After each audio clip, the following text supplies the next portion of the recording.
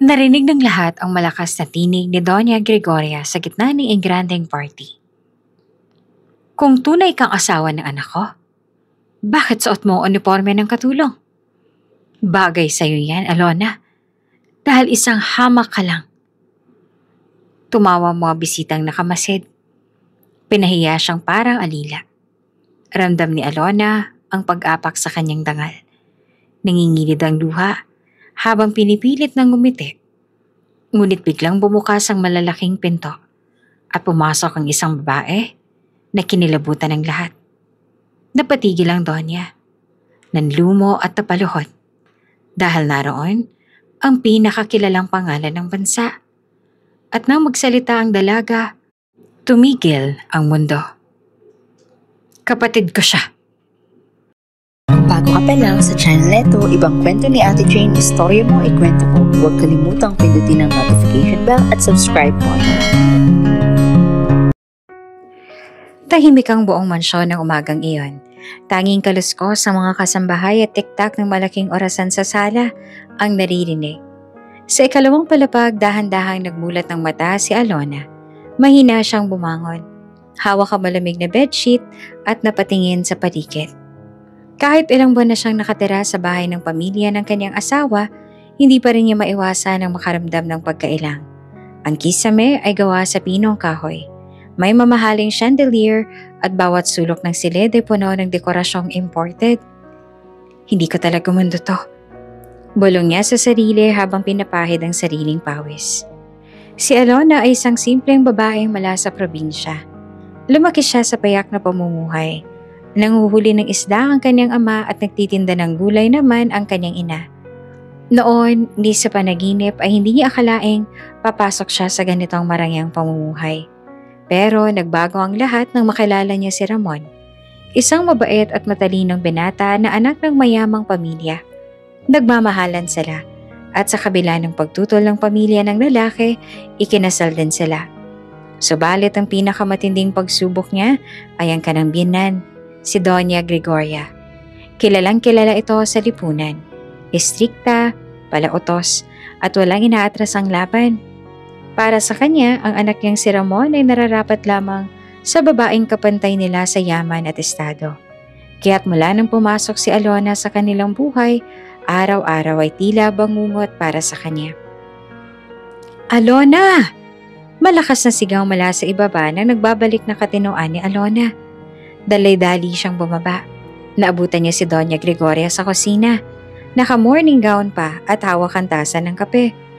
Nakasimangot ang mukha nito at halatang inis na inis. Bakit ba ang tagal mo? Hindi mo ba naisip na dapat handa na ang kape ko pagkagising ko?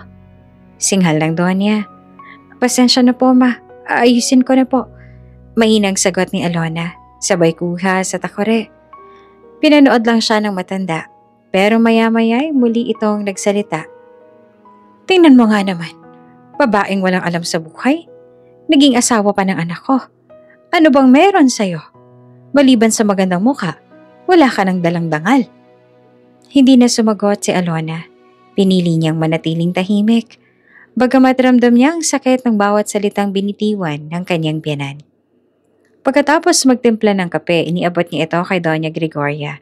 Ngunit imbes na tanggapin ng maayos, biglang tumikim ang matanda at sinadya pang marinig ang lahat. Mga kasambahay, tingnan niyo nga itong manugang ko. Dapat asawa ng anak ko. Pero ang kilos, mas hamak pa sa katulong. Baka mas bagay na sa inyo na lang siya sumama. Nagtinginan ng mga kasambahay. May ilan na nakaramdam ng awa, pero may ilan din namang lihim na natawa. Grabe naman si Donya, bulong pa ng isa. Asawa na nga ng amo natin, pinapahiya pa. Namulang pisngi ni Alona.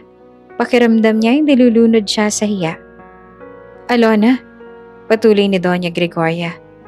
Pakilinisan ang lahat ng vase sa sala. Ingatan mo ha? Isa lang dyan ang mabasag, isusumbong kita kay Ramon at papipiliin ko siya kung sinong mahalaga. Ikaw o ang kayamanan? Parang binuhusan ng malamig na tubig si Alona. Tumango na lang siya at kinuha ang pamunas.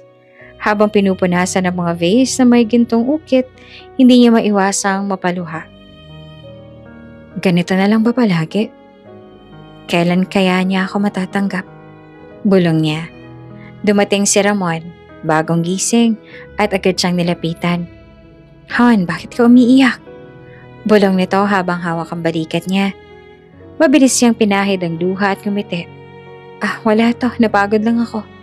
Ngumiti si Ramon. Pero halatang pangungutya sa mata ni Doña Gregoria na nakamasid sa kanila mula sa pinto. Anak, huwag mong palitan ng lambing ang disiplina. Kung hindi ko tuturuan ng asawa mo, hihilahin niya pababa ang pangalan ng pamilya natin. Naman, tangi lang na nasabi ni Ramon. Ngunit hindi na ito nagtagal pa sa silid. Naiwan si Alona, nakaramdam lang ng lalong pagkabigo. Alam niyang mahal siya ng asawa, pero alam din niyang mahina ito pagdating sa kanyang ina. Habang naglilinis, naalala niyang simpleng tahanan sa probinsya. Ang kanilang kubo, ang amoy ng bagong lutong sinaing, at ang tawanan ng kanyang pamilya sa pagkainan. Doon hindi siya pinapahiya. Doon may dignidad siya. Ngunit dito sa mansyon, para siyang alipin. Alona, bilisan mo dyan! Sigaw ni Doña Gregoria mula sa itaas. May bisita ako mamayang tanghali at gusto kong kuminang ang bahay. Napayuko si Alona, mahigpit na hinawakan ng vase. Tanghali, sabay-sabay silang kumain. Tahimik si Alona. Halos hindi makatingin sa biyanan. Anak, wika ni Doña Gregoria kay Ramon. May party tayo ngayong Sabado, malalaking negosyante at tycoon ang nandoon. Hindi pwedeng mapahiya ang pamilya natin. Tumango naman si Ramon. Siyempre ma, kasama si Alona, siyempre. Biglang natahimik ang Donya. Tapos ay tumingin ng masama kay Alona. Kasama siya? Baka lalo lang tayong mapahiya. Natigilan si Alona. Hindi niya alam kung ano ang ibig sabihin ng biyanan, pero may kaba na siyang nararamdaman. Habang nagtatapos ang kanilang tanghalian, alam ni Alona na mas matindi pa ang mga darating na pagsubok. Ngunit hindi pa niya alam kung gaanong kabigat ang ibibigay na utos ng kanyang biyanan sa mga susunod na araw. Maagang umaga, abala ang mga kasambahay sa mansyon. Ang mga katulong ay naglilinis, nag-aayos ng mesa at may mga pumapasok pang delivery ng mga gown at alahas para kay Doña Gregoria. Halatang may malaking okasyon na parating. Habang nakaupo si Alona sa gilid ng sala, nakikinig siya sa mga utos ng biyanan. Siguraduhin niyong kumikintabang sahig. Baka dumating ang mga bisita ko at makita nilang madumi ang bahay ko. At yung mga bulaklak, palitan ng bago. Ayoko nang nalaranta. Madiin ang utos ni Doña Gregoria. Lumapit si Ramon kay Alona. Han, huwag ka na munang kabahan. Malaking event to. Pero kasama ka, syempre. Gusto kong ipakita sa lahat na asawa kita. Ngumiti si Alona kahit ramdam niya ang kaba. Sana naman hindi ako mapahiya, Ramon. Hindi ko alam kung paano ako makikihalubilo sa mga taong ganong kataas ang tingin sa sarili. Bago pa siya makapagsalita ulit, bumaba si Doña Gregoria. Nakasuot ng silk robe. May hawak na wine glass kahit umaga pa lang. Tiningnan niya si Alona mula ulo hanggang paa na para bang sinusukat ang halaga niya. Alona, malamig na tinig ng Donya. Bukas na ang party. At gusto kong alam mo kung saan ka lulugar. Nagulat si Alona. Po, ano pong ibig niyo sabihin, ma? Ngumisi si Gregoria. Hindi ka bagay suotan ng gown at iparada bilang asawa ng anak ko. Mas babagay sa'yo ang uniform ng mga katulong. At yan ang susuotin mo bukas. Parang gumuho naman ang mundo ni Alona. Hindi siya makapagsalita. Pero maasawa po ako ni Ramon. Hindi ba't eksakto? Putol ng Donya. Asawa ka niya, pero hindi ka kapantay ng pamilya namin. Kaya kailangan mong malaman ang lugar mo. At kung gusto mong manatili rito, sumunod ka na lang sa akin. Ma, sobra naman yan. Biglang sabat na Ramon. Tumayo siya at hinarap ang ina. Hindi ko hahayaang ipahiya si Alona sa harap ng lahat. Tumawa si Donya. Malamig na halakhak na umalingaw-ngaw sa buong sala. At anong gagawin mo, Ramon? Hahamunin mo ako? Baka nakakalimutan mo kung sino ang dahilan kung bakit may kinaroroonan ka ngayon. Kung hindi dahil sa akin, wala ka sa posisyon mo bilang doktor sa pinakamalaking ospital at wala kang mamanahin ni isang kusing. Napatigil si Ramon. Kita sa mukha niya ang galit, pero nangingibabaw ang takot. Huminga siya ng malalim at tumalikod. Hindi naman makatingin kay Alona. Napaiyak si Alona pero agad niya itong pinahid. Kung yan po ang gusto niyo, ma, wala po ako magagawa. Kinabukasan, habang abala sa paghahanda, ipinatawag ng Donya si Alona sa kanyang kwarto. Doon, nakalatag ang isang uniforme ng katulong. Puting blouse at itim na palda na may apron. Malinis at bago, pero malinaw na pambaba ang antas. Yan ang susuot mo. Malamig na wika ng Donya. At tandaan mo, kapag nagkamali ka bukas, hindi lang ako mapapahiya, pati ang asawa mo. Gusto mo bang sirain ang pangalan niya? Kinuha ni Alona ang damit. Nanginginig ang mga kamay. Pakiramdam niya ay tinanggalan siya ng pagkatao. Ma, please naman. Pagmamakaawa ni Ramon na sumunod sa kanila. Huwag na natin gawin to, masisira si Alona. Ramon! Matalim na sigaw ng ina. Kung hindi mo kayang pangalagaan ang pangalan ng pamilya natin, ako ang gagawa. Mas mabuti pang masaktan siya ngayon kesa mapahiya tayo sa lipunan. Hindi na nakapagsalita si Ramon. Pagbalik ni Alona sa kanilang silid, dahan-dahan niyang inilapag ang uniforme sa kama. Tinitigan niya ito ng matagal. Pakiramdam niya ay binaba siya sa pinakamababang antas. Umupo siya, humawak sa dibdib at lumuha. Bakit ganito, Lord? Hindi ba sapat na mahal ko si Ramon? Bakit kailangan kong ipahiya sa harap ng lahat? Lumapit si Ramon, umupo sa tabi niya at hinawakan ang kamay niya. Alona, patawarin mo ako. Hindi ko kayang kontrahin si Mama. Pero pangako, hindi kita pababayaan. Napatingin si Alona sa kanya. May halong pait at pag-asa. Pero Ramon, hanggang kailan ka ba mananahimik? Kailan mo ko ipaglalaban? Hindi na nakasagot si Ramon. Niyakap na lang niya ang asawa, habang si Alona ay tahimik na umiiyak sa dibdib niya. Kinagabihan bago matulog, muling dumating si Doña Gregoria sa kanilang silid. Tumayo siya sa pinto, nakangisi. Tandaan mo, Alona, sa party bukas, ikaw ang magiging halimbawa ng lahat ng babaeng hindi dapat pakinggan kapag pumipilit pumasok sa buhay ng mayayaman. At kapag sinuway mo ako, sisiguraduhin kong mawawala ka, hindi lamang sa bahay na to, kundi pati sa buhay ng anak ko. Malamig ang boses niya, parang hatol. Pagkatapos ay iniwan sila. Tumitig si Alona sa suot niyang nightgown at muling napatingin sa uniform na nakalatag sa kama. Napakagatlapi siya. Huminga ng malalim at sa isip niya ay nagdesisyon. Kakayanin ko to, kahit masakit. Dumating ang gabi ng engranding party. Punong-puno ng ilaw ang malawak na hotel ballroom na punong-puno ng mga kilalang negosyante, politiko at mga personalidad na laman ng pahayagan. May mga cameraman at reporter sa gilid. At bawat bisitang dumadating ay agad na kinukunan ng larawan. Ang lahat ay nakasuot ng magagarang gown at mamahaling alahas na tila kumikislap sa ilalim ng mga chandelier. Sa labas, huminto ang magarang sasakyan ng pamilya nila Ramon. Bumaba muna si Mama Gregoria. Nakasuot ng kumikinang na pulang gown na may bordang ginto. Agad siyang sinalubong ng mga kilalang tao. Gregoria, ang ganda mo pa rin kagaya ng dati. Bati ng isa. Ngumiti ang Donya at naglakad patungo sa entrance.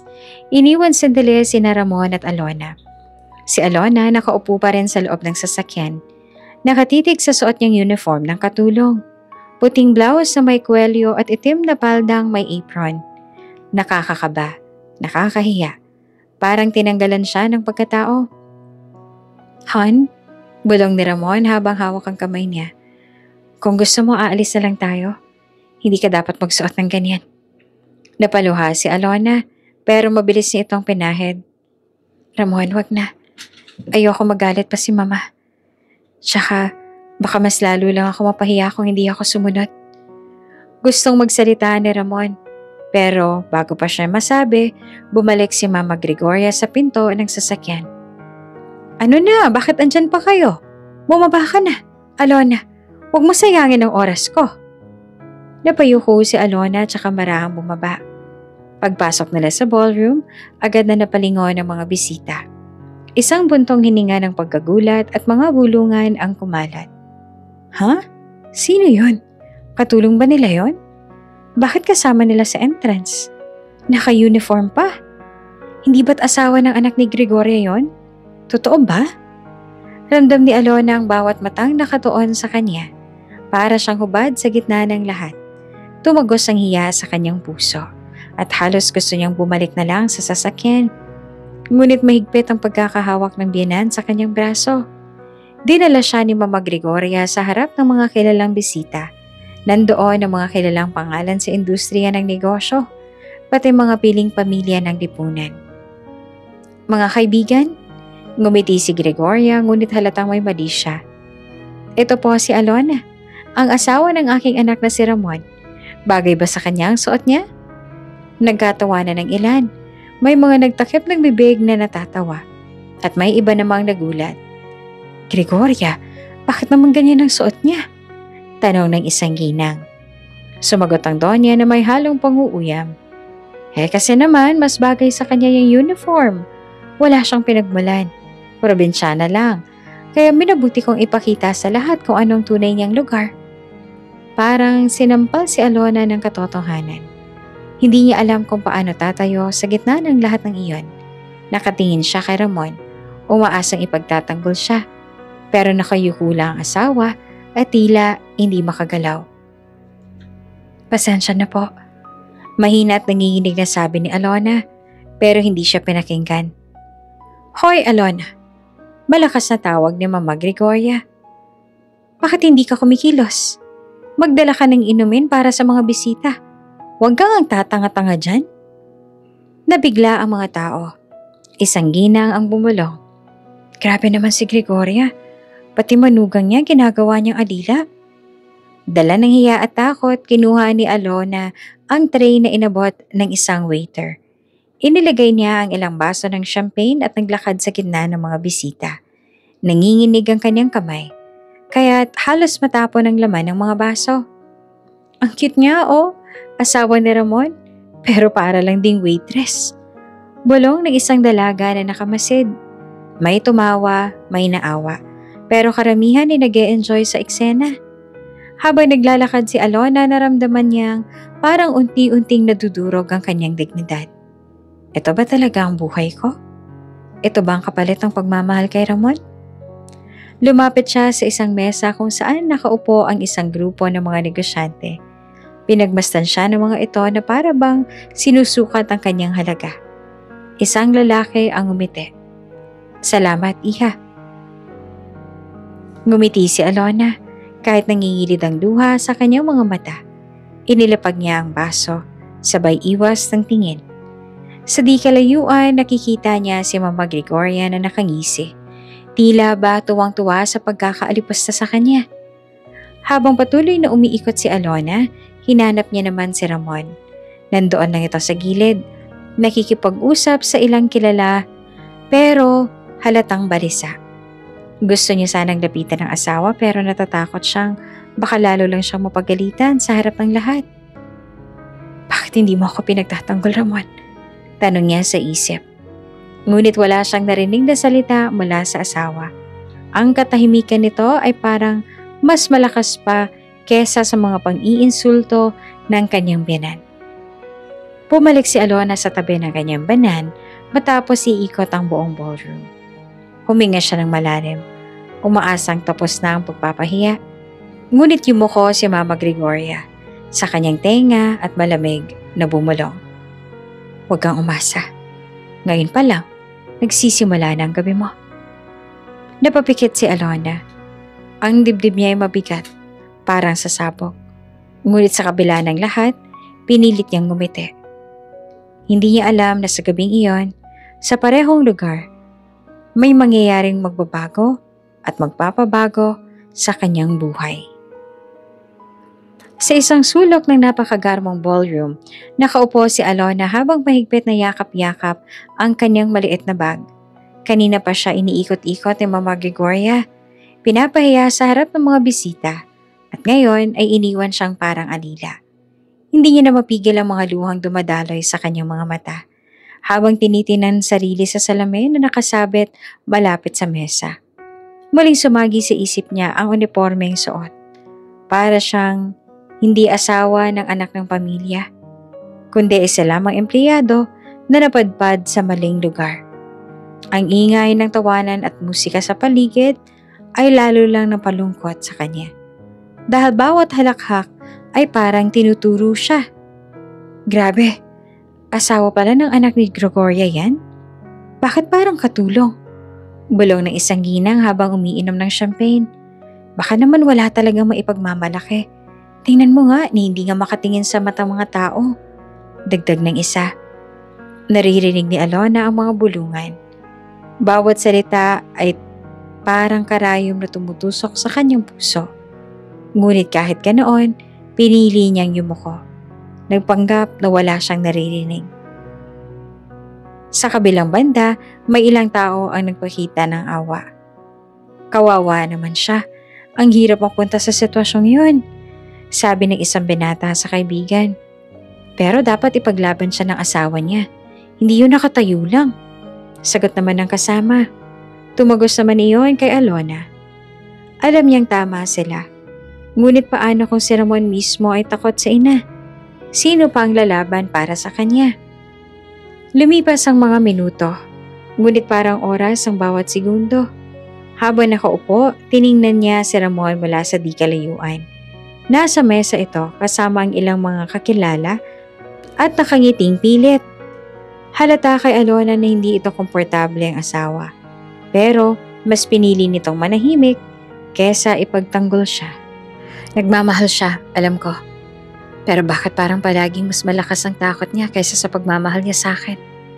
Bulong niya sa sarili at muling napahagulhol ng mahina. Upang hindi mahalata ng lahat, tumalikod siya at umupo sa mas madilim na bahagi ng ballroom, malapit sa mga kortina. Habang nakaupo at umiiyak, biglang may boses na marahang lumapit. Miss, okay ka lang ba? Napalingon si Alona at nakita ang isang lalaking naka-black suit.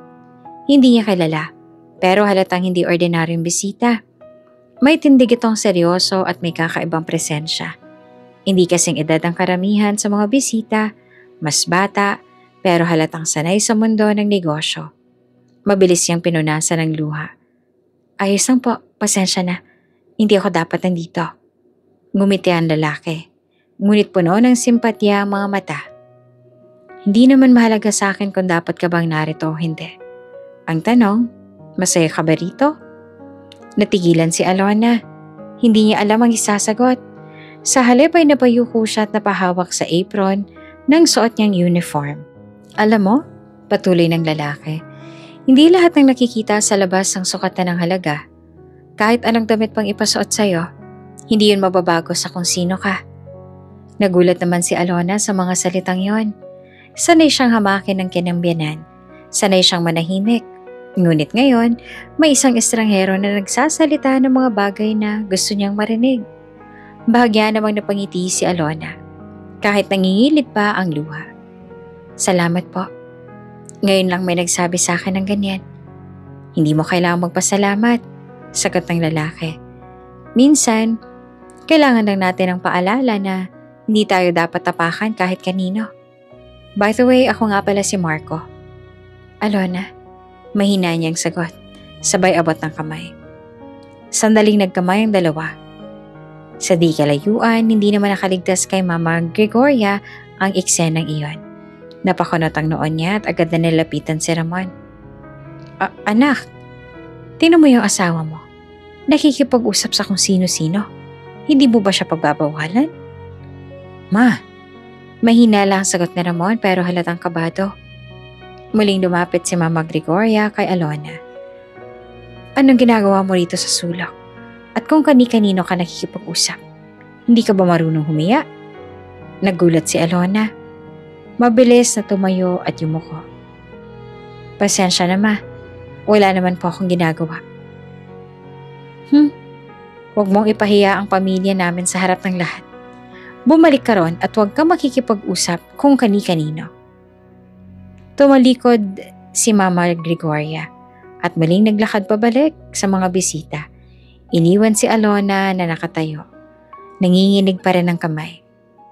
Si Marco naman ay marahang bumulong bago tuluyang lumayo. Kaya mo yan. Huwag kang matakot. Nagpatuloy ang party, ngunit para kay Alona, mabigat ang bawat sandali. Habang ang lahat ay sumasayaw, nagtatawanan at nagbubunyi, siya ay nanatiling nasa gilid. Pinipilit magpanggap na wala siyang nararamdaman. Subalit sa kabila ng lahat ng sakit at kahihiyan, may maliit na sinag ng pag-asa ang dumampi sa kanyang puso.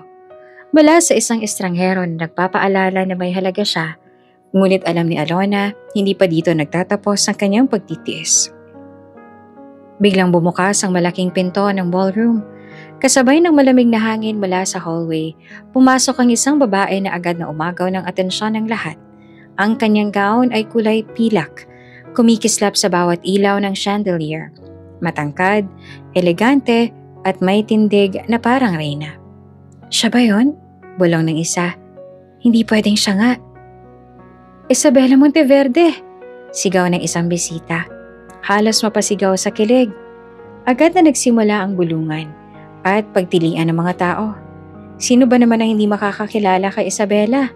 Siyang nagmamay-ari ng mga kilalang hotels at fashion empire. Madalas sa laman ng business magazines at international forums. Para siyang isang alamat na nagkatawang tao sa harap nila. Halos sabay-sabay na napalingon ng mga bisita. Ang mga violinist na tumutugtog ay natigilan. Ang mga waiter ay napahinto. Ang buong ballroom ay tila natulala sa presensya ng bagong dating. Si Doña Gregoria na kanina mataas ang ulo sa pagpapahiya kay Alona ay napatigil, napanganga, sabay pilit ng umiti. Isabela, what a surprise! Hindi ko alam na dadalo ka. Ngumisi lang si Isabela, malamig ang mga mata. Narinig kong may malaking pagtitipon, kaya napadaan ako. Ang kanyang boses ay hindi malakas pero dinig na dinig ng lahat. Sa bawat hakbang niya papasok, sinusundan siya ng mga mata ng lahat. Ang mga bisitang ginang ay halos magunahan na makalapit para makipagkamay. Ang ganda mo, Isabela. Kakaiba ang elegance mo. Wala talagang katulad.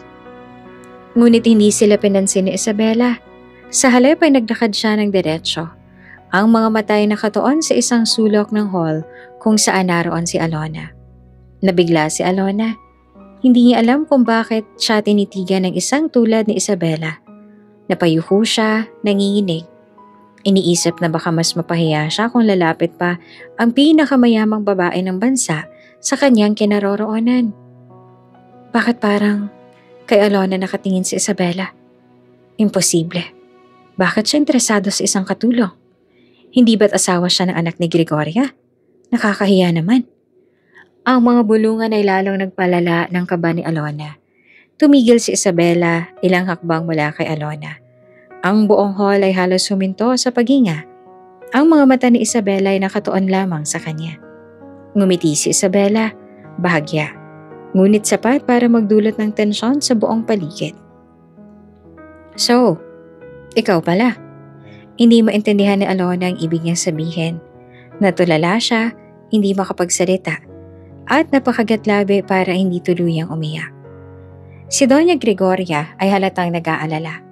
Lumapit siya sa tabi ni Isabela at nagpanggap na masigla. Isabela, halika sa mesa namin. Huwag mong pansinin ang mga walang halaga. Sabay tingin kay Alona na may pang-iinsulto. Ngunit hindi gumalaw si Isabela. Nakatitig pa rin siya kay Alona. Nababalot ng kaba ang lahat. Alam ng mga tao na may kakaiba sa tensyon sa pagitan ni Isabela at Alona, pero walang makasiguro kung ano iyon. Si Ramona kanina'y tahimik lang ay lalo pang natigilan. Bakit kay Alona nakatingin si Isabela? Anong koneksyon nila? Tanong niya sa isip. Nagpatuloy ang katahimikan sa loob ng ballroom matapos ang biglaang pahayag ni Isabela. Ang lahat ng bisita ay nakapako ang mga mata sa dalawang babae sa gitna ng hall. Ang ape at ang mga pangyarihan magkahawak kamay. Alona, kapatid ko. Muling ulit ni Isabela nang mas malinaw at mas malakas. Parang kumidlat ang bawat salita sa pandinig ng lahat. May mga ginang na natulala. May mga ginoo na napapitaw ng baso. At ang ilan na may halos hindi makapaniwala. Si Doña Gregoria ay nanigas sa kinatatayuan niya. Hindi makagalaw. Hindi makapagsalita. Kanina lamang, siya ang pinakamataas ang tinig. Nangingibabaw sa lahat. Ngayon, siya ang naging tampulan ng mga matang puno ng tanong at panghuhusga. Gregoria, alam mo ba to? Tanong ng isa sa mga kaibigan ng Donya, halatang may halong pang-uuyam. Paano mo na ipaliwanag yan? Kapatid pala ng pinakamayamang dalagang manugang mo? Dagdag pa ng isa. Hindi nakasagot si Gregoria. Sa bigat ng mga tingin, unti-unti siyang napaupo sa kanyang upuan. Hindi dahil sa pagrespeto, kundi dahil sa kahihiyan. Hinila ni Isabela si Alona papalapit sa gitna ng entablado kung saan nakahanda ang mikropono para sa mga talumpati. Hindi niya na inalintana ang nakaplano. Ang gabing iyon ay magiging kwento nila. Everyone, nagsimula si Isabela, hawak ang kamay ng kapatid. Marahil ay nagulat kayo. Ako man ay hindi inaasahan ng pagkakataong ito. Pero hindi ko hahayaang maliitin ang taong pinakamahalaga sa akin. Napatitig siya kay Alona at ngumiti. Kapatid ko si Alona.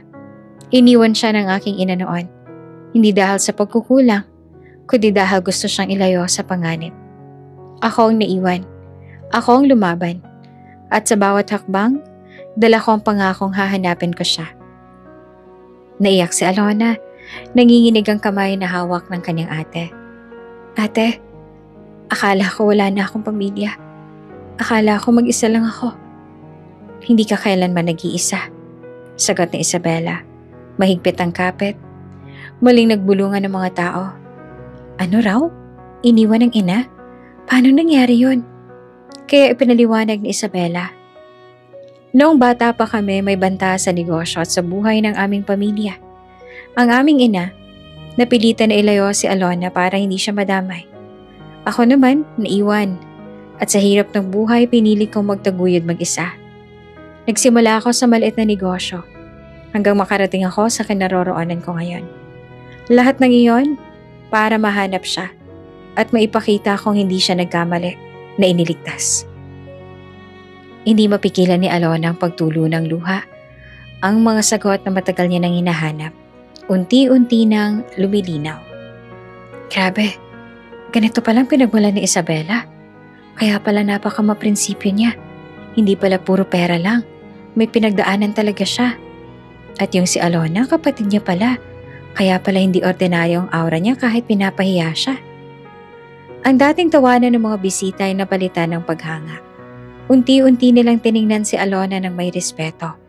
Bagay na kanina lamang ay ipinagkait nila. Samantala si Gregoria ay halos hindi naman makahinga sa hiya. Hindi pwede to. Bulong niya sa sarili. Ngunit naririnig ng mga tao ang kanyang panginginig. Si Ramon sa wakas ay lumapit sa kanyang asawa.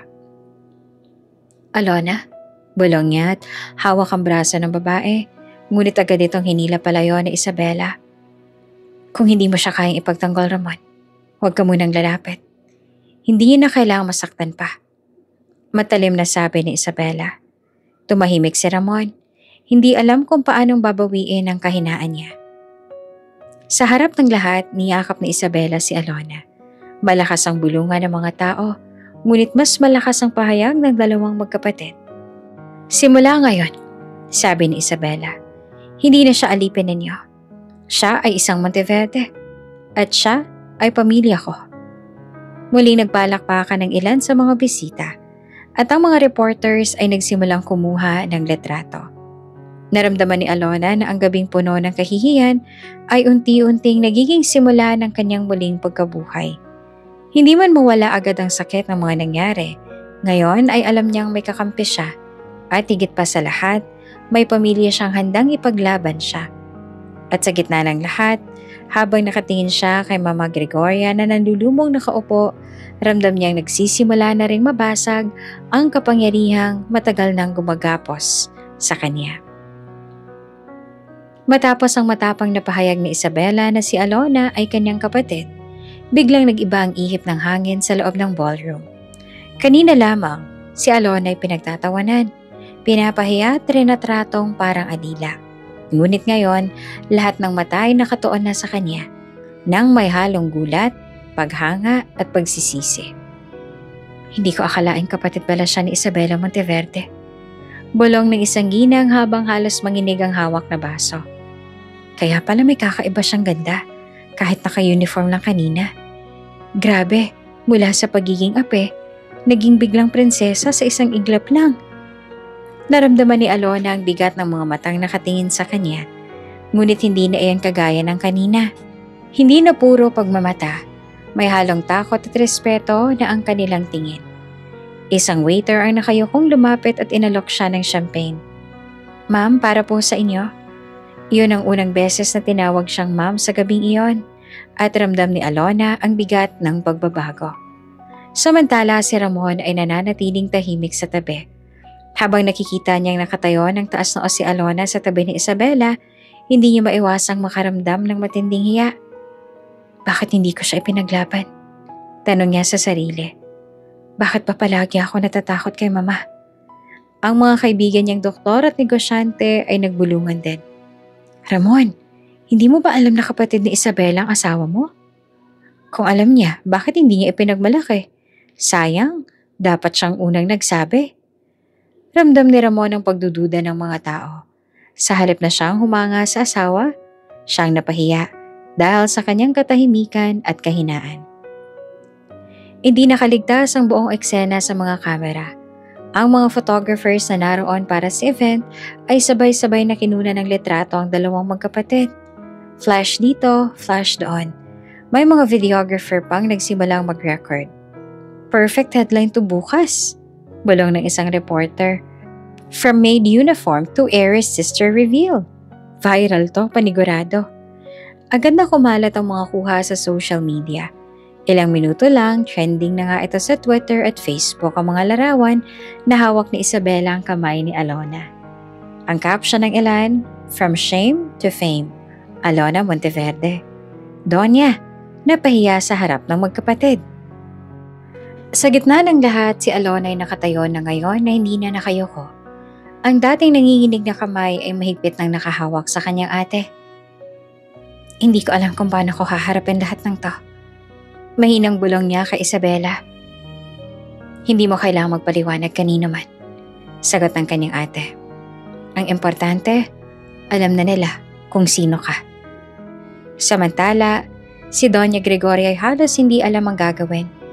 Kanina lamang siya ang bida. Pinagtatawanan si Alona sa harap ng lahat. Ngayon, siya ang naging katawa-tawa. Gregoria, bakit hindi mo sinabi na kapatid pala ng pinakamayamang dalagang manugang mo? Tanong ng isa sa mga donya, halatang nanunukso. Akala ko pa naman alam mo lahat ng pinagmulan niya. Dagdag pa ng isa. Hindi naman makatingin si Gregoria, nakayuko siya. Pinagpapawisan habang naririnig ang mga bulong-bulungan. Ang ilan sa mga dati niyang kakampi ay umiwas na sa kanya. Ayaw madamay sa kahihiyan. Para kay Alona, ibang-iba ang pakiramdam. Kanina, halos gusto niyang lumubog sa sahig sa hiya. Pero ngayon, sa harap ng taong minsang humamak sa kanya ay nararamdaman niyang muling bumalik ang kanyang dignidad. Lumapit ang isang ginang at mahigpit na hinawakan ang kamay niya. Iha, patawarin mo kami. Kung kanina ay natawa kami. Hindi namin alam yon. Ngayon saludo kami sa'yo. Hindi alam ni Alona kung papaanong tatanggapin iyon. Ngunit marahan siyang tumango. Nagpatuloy ang party, pero ibang-iba na ang ihip ng hangin. Ang sentro ng usapan ay hindi na ang negosyo, hindi na ang politiko, kundi ang dalawang magkapatid na nagtagpo sa gabing iyon. Habang pinagmamasdan niya ang mga tao, alam ni Alona na hindi na siya kailanman titingnan muli bilang isang hamak. At si Ramon nanatili nakatayo. Iniisip kung paano siya makakabawi sa asawa na ngayon ay mataas ang tingin ng lahat kesa sa kanya. Muling nabalot ng katahimikan ng ballroom matapos magpalakpakan at magbulungan ang mga tao. Nakatayo si Isabela sa gitna. Hawak ang kamay ni Alona. Ang mga mata niya ay matalim. Diretso kay Doña Gregoria na ngayon nakayuko at nanginginig. Pero pilit pinapanday ang postura para hindi tuluyang bumagsak sa kahihiyan. Lumapit si Isabela. Mabigat ang bawat hakbang. Bawat tingin ng tao ay kasabay niya. Tumigil siya sa harap mismo ni Gregoria. Ang tinatapakan ninyo, madiin niyang sambit. Tsaka huminga ng malalim. Kapatid ko. Nag-echo ang tinig niya sa loob ng balwagan. Walang nakabalag, walang naglakas loob na magsalita. Napalunok si Gregoria. Ramdam ang bigat ng bawat salitang iyon. Ngunit imbes na lumuhod, pinilit niyang magmatigas. Huwag mong gawing drama ang gabing ito, Isabela. Hindi to pelikula. Hindi dahil sinabi mong kapatid mo siya, ay magbabago ng tingin ng lahat sa kanya. Grabe, bulong ng isang ginang sa likod. Kung si Isabela na mismo ang nagsabi, sino pa magdududa? Sagot ng katabi. Napahiya si Gregoria. Dati siyang mataas magsalita. Tingnan mo ngayon na tumeme na. Halos lahat ng bisita ay nakatingin ngayon kay Doña Gregoria, hindi na kay Isabela. Ang mga tingin ay puno ng pang-uusig at panghuhusga. Gumiti si Isabela ngunit malamig. Talaga bang hindi magbabago ang tingin ng lahat? Tingnan mo sila, Gregoria. Kanina nagtatawanan sila sa pagpapahiya mo kay Alona. Ngayon, hindi ba't ikaw ang pinagtatawanan nila? Napalingon ng Donya. Totoo, maraming bisita ang nakakunot ang noo. May ilan pang palihim na nakatawa. At ang iba naman ay halatang umiiwas ng tingin para hindi madamay sa kahihiyan. Ako ang Donya dito. Halos pasigaw na tugon ni Gregoria. Hindi pwedeng lampasan ng kahit sino ang pangalan ko. Pero nilampasan ka na, Mama. Sabat ni Ramon na ngayon lumapit. Hindi man malakas ang kanyang tinig, sapat na iyon para marinig ng lahat. Sa unang pagkakataon, naglakas loob si Alona. Huminga siya ng malalim. At kahit nanginginig pa rin ang kanyang tinig, nagsalita siya. Ma, kahit ilang beses niyo akong pinahiya at gawing alipin, hindi niyo mababago ang katotohanan. Hindi ako tulong dito. Asawa ako ni Ramon. At ngayon may ate ako nandito para ipagtanggol ako. Nagulat ang lahat. Ang babaeng kanina lang ay nakayuko at walang imik, ngayon ay unti-unti nang natutong magsalita para sa sarili. Napangiti si Isabela at pinisil ang kamay ni Alona bilang suporta. Pilit nang umiti naman si Doña Gregoria, pero halatang nanginginig ang labi.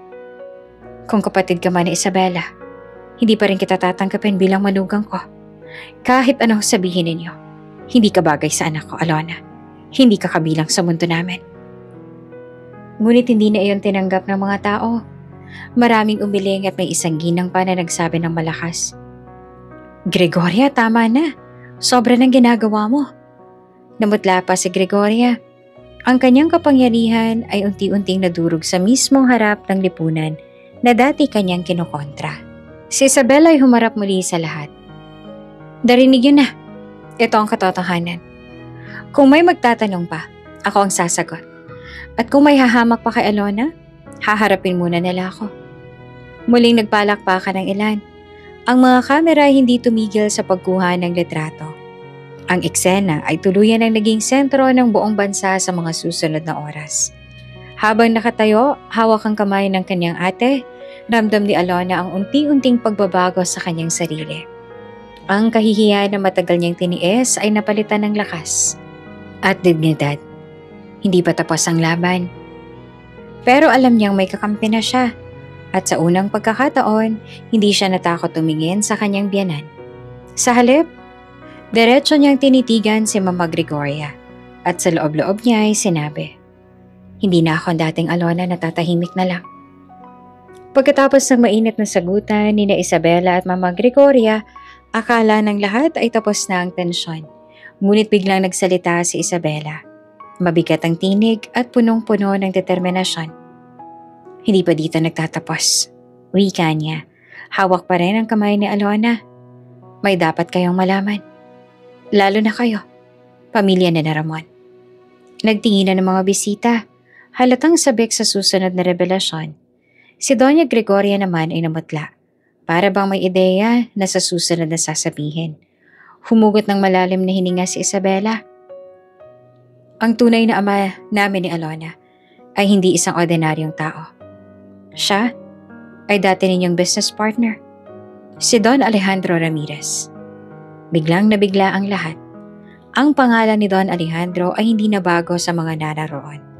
Siya ang kilalang negosyante noong araw, ngunit misteryosong naglahong parang wala ilang taon nang nakalipas. Don Alejandro? Bulong ng isang negosyanteng bisita. Pero hindi ba't sinabing nalugi siya at namatay sa utang? Paano naging ama nila yun? Nagpatuloy si Isabela. Walang takot na nakatingin sa Donya. Bago siya mawala, siya ang tunay na kasosyo ng pamilya ninyo.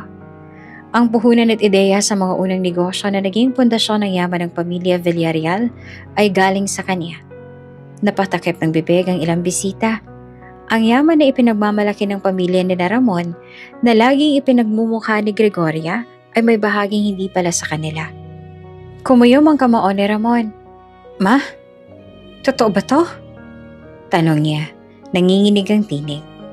Hindi agad sumagot si Doña Gregoria. Kita sa kanyang mukha ang pagkalito at galit. Matagal ko na itong nalaman. Dagdag pa ni Isabela. Pero hinihintay ko lang ang tamang panahon. Hindi ako nakialam sa negosyo noon dahil ang gusto ko lamang ay mahanap si Alona. Pero ngayong hayagang tinatapakan siya, hindi ko nahahayaang manatili sa dilim ang katotohanan. Si Alona na kanina'y tahimik lang ay halos hindi makapaniwala sa narinig. Ate, ibig sabihin, ang kayamanan nila Ramon may kinalaman kay Papa? Tumango si Isabela. Oo, at may bahagi roon na dapat sanay sa atin. Halos magkandara pa ang mga bisita sa pagkwento. Kaya pala may lakas ng loob si Isabela. Kung totoo yan, malaking eskandalo to. Ang Villarreal, ang ipinagmamalaki ng Donya, may bahaging galing pala sa amang ng manugang niya. Naging laman agad ng mga kuha ng reporters ang eksenang ito. Ang mga kamerang kanina pa kumikislap ay lalong tumoble. May mga live posts na ang ilang social media influencers na nasa loob ng event. Hindi totoo yan, sigaw ni Gregoria na nanginginig ang boses. Paninira lang yan para makuha ang kayamanan namin. Lahat ng meron kami ay pinaghirapan ng asawa ko at ng anak kong si Ramon. Ngunit tumayo ang isang matandang lalaki mula sa gilid ng mesa. Siya ang dating board member ng kanilang kumpanya. Gregoria, tigilan mo na. Alam naming lahat kung sino ang tunay na nagsimula ng lahat. Kung hindi dahil kay Alejandro, wala ang Villarreal Group ngayon. Nagulat ang lahat, lalo na si Ramon. Tito, ibig sabihin, alam nyo? Tumango ang matanda. Oo, pero pinili naming manahimik noon. Ang iyong ina, masyadong malakas at mapanghamak. Wala kaming nagawa. Halos gumuho ang mundo ni Doña Gregoria. Ang kanyang mga bisitang dating nakayuko sa kanya, ngayon ay lumapit kay Isabela at Alona. Isabela, kung kailangan mo ng suporta, andito kami. Alona, ang kinin mo ang lugar mo. Dugunin niyo ang pinagmulan ng yaman na ito. Pakiramdam ni Alona ay para siyang inaangat mula sa putik. Kanina lamang ay siyang pinapahiya. Ngayon ay siya nang tinitingala. Ngunit hindi niya maiwasang maluha. Hindi dahil sa yaman kundi dahil sa katotohanang matagal na palang tinatago ng lahat. Lumapit si Ramon kay Alona, halatang naguguluhan. Alona, patawarin mo ako. Hindi ko alam ang lahat ng ito. Hindi agad nakasagot si Alona. Ang isip niya ay magulo. Ngunit alam niyang unti-unti nang lumilinaw ang mga dahilan kung bakit siya hindi kailanman tinanggap ng kanyang biyanan. Hindi ito dahil wala siyang halaga, kundi dahil natatakot itong mabunyag ang koneksyon ng kanilang pamilya sa kanyang pinagmulan. Sa huli, humarap si Isabela sa lahat. Simula ngayong gabi, huwag na ninyong tawagin si Alona na hamak o walang kwenta. Siya ay anak ni Don Alejandro Ramirez, ang taong dahilan kung bakit mayaman at nakatayo ang pamilyang ito. Muling nag-ingay ang ballroom. Ang ilang bisita ay palihim na lumayo kay Gregoria. Ayaw nang madamay sa kahihiyan. Ang iba naman mas lalong lumapit kay Isabela at Alona. At si Alona sa unang pagkakataon ay tumayo ng taas noo. Hindi na bilang alipin, kundi bilang anak ng isang taong may sariling dangal at pangalan. Pagkatapos ng ingrandeng pagtitipon na naging malaking iskandalo, tahimik ang biyahe pa uwi. Nasa loob ng sasakyan sina Ramon, Alona at Mama Gregoria.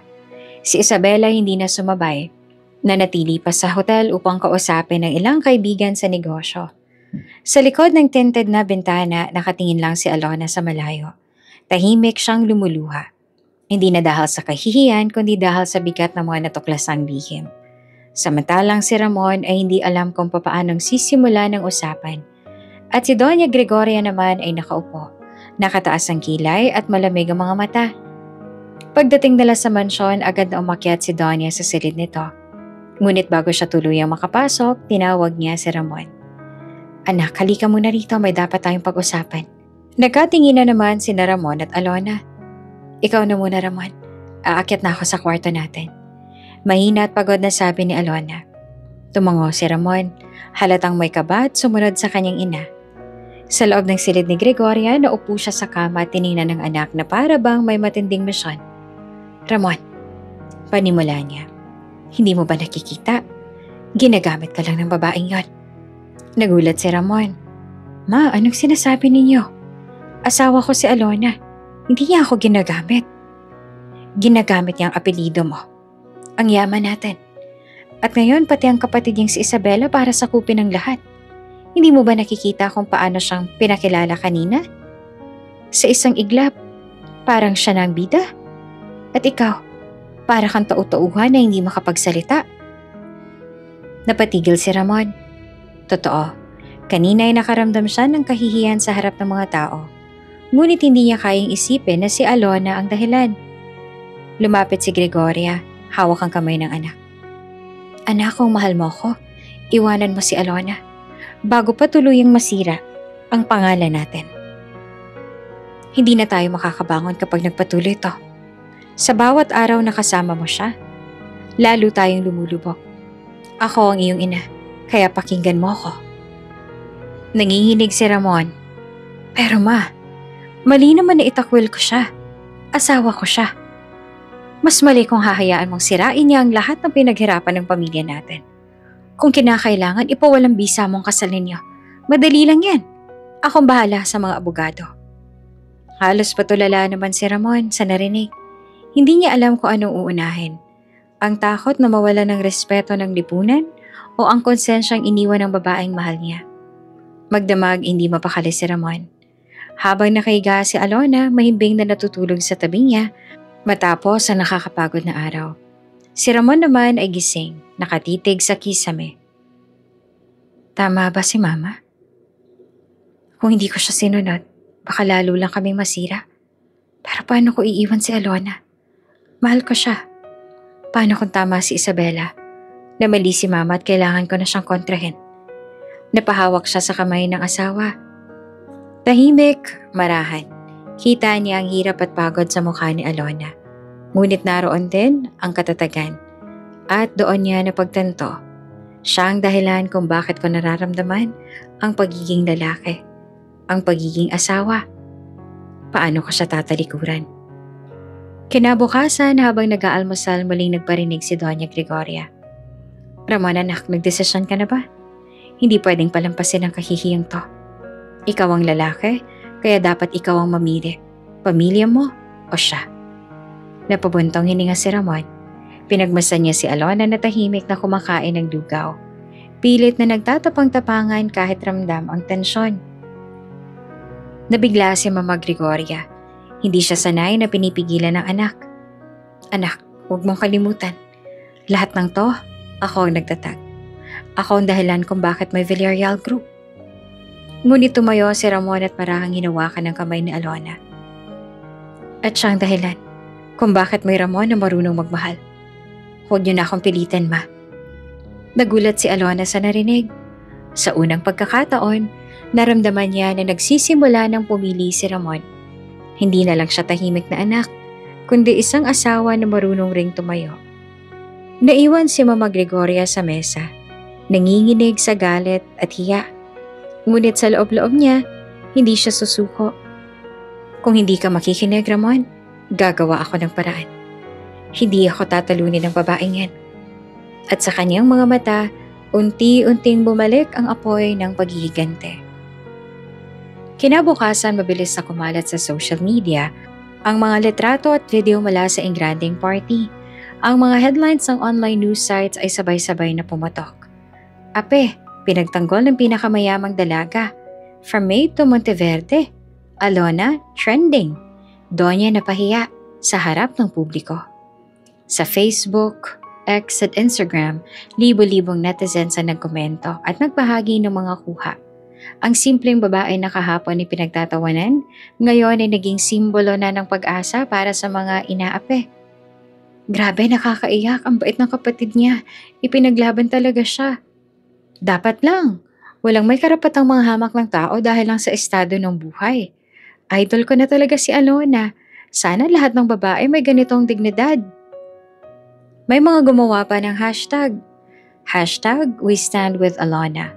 Hashtag Monteverde Sisters. Hashtag Respect Alona. Mabilis itong nag-trending, hindi lamang sa bansa kundi maging sa ibang bansa kung saan may mga hotel at brand si Isabela. Habang hawak ang cellphone, halos hindi naman makapaniwala si Alona sa nakikita. Ang mga post, memes at video ay puro papuri sa kanya. Ramon, tingnan mo to. Balong niya habang pinapakita ang trending topic. Hindi ko alam kung paano ko tatanggapin lahat ng to. Kahapot lang. Lahat sila ay tumatawa sa akin. Hinawakan siya ni Ramon sa balikat. Ngayon naman, lahat sila humahanga na sa'yo. Kasi nakita nila kung paano ka lumaban ng tahimik. Ngumiti si Alona, bagaman may halong kaba. Pero baka lalo lang magalit si Mama. Samantala sa mga karinderya, palengke at pampublikong sasakyan, ang kwento ni Alona ang laman ng usapan. Uy, nakita mo ba sa Facebook? Yung asawa ng anak ni Gregoria, kapatid pala ni Isabela? Oo nga, kawawa siya no, pinasuot ng uniform ng katulong. Pero ngayon, prinsesa pala siya. May mga tindera na nagpakabit ng tarpaulin sa tindahan. Laban, Alona, inspirasyon ng masa. Sa mga jeep at tricycle, pinag-uusapan siya ng mga pasahero at parang kilalang artista.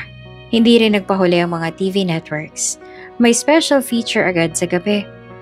Ang kwento ng isang babae na mula sa pang-aape ngayon tinitingala ng buong bansa. Sino nga ba si Alona Monteverde? Ipinakita ang video kung saan siya nakaupo sa sulok ng party. Pinapahiya at ang biglang pagdating ni Isabela. Nag-interview pa sila ng ilang bisita na nakasaksi. Kawawa siya, no? Pero matapang kasi, hindi siya lumaban ng marahas. Tahimik lang pero kitang-kita mong nahihirapan siya. Nako, kung hindi dumating si Isabela, baka lalo siyang napahiya. Pero ngayon tingnan mo, siya nang bida sa gabi. Kinabukasan, sunod-sunod ang mga bulaklak at regalo na dumating sa mansyon para kay Alona. May mga sulat pa mula sa mga estudyante, manggagawa at OFW. Ma'am Alona, huwag po kayo mawawala ng loob. Inspirasyon po kayo sa amin. Dahil ho sa inyo, natuto akong huwag ikahiya ang sarili kong pinagmulan. Naiyak naman si Alona habang binabasa ang mga ito. Hindi ko alam na ganito pala kalaki ang magiging epekto. Bulong niya. Samantala, si Doña Gregoria ay lalong nagingit-ngit. Nakaupo siya sa kanyang silid. Hawak ang dyaryo na may malaking litrato ni Isabela at Alona. Paano nangyari to? Ako ang Doña rito. Ako ang dapat laman ng pahayagan at hindi sila. Galit na sigaw niya. Sinubukan niyang pakalmahin ng isa sa mga kasambahay. Ngunit halos siya'y sigawan nito. Lumabas ka! Huwag mo akong pakialaman.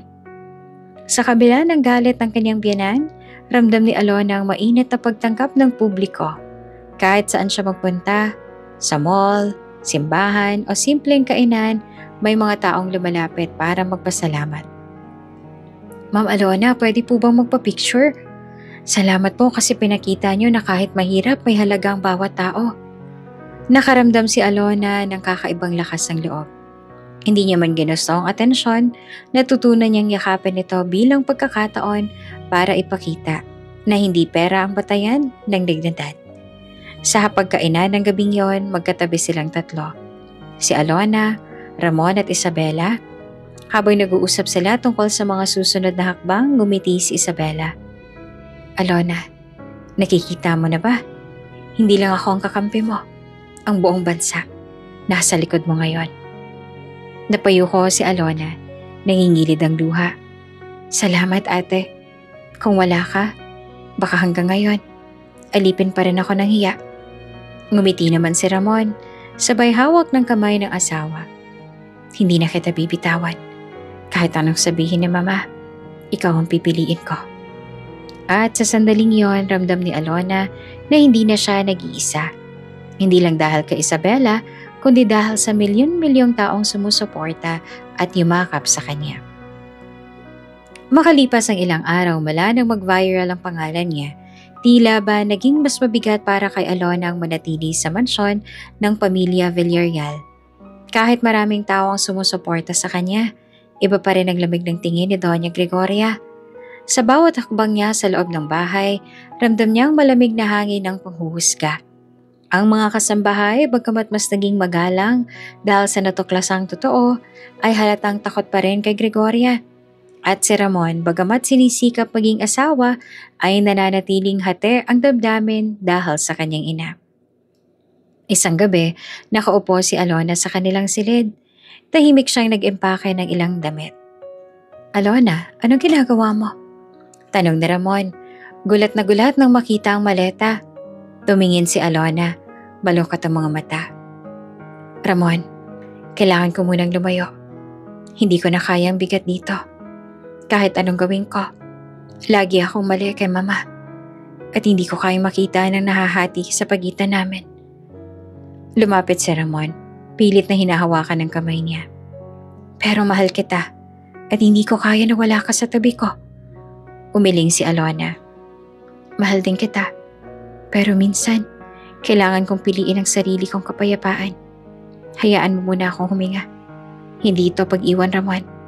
Ito'y para makahanap lang ako ng lakas. Tahimik si Ramon at hindi makapagsalita.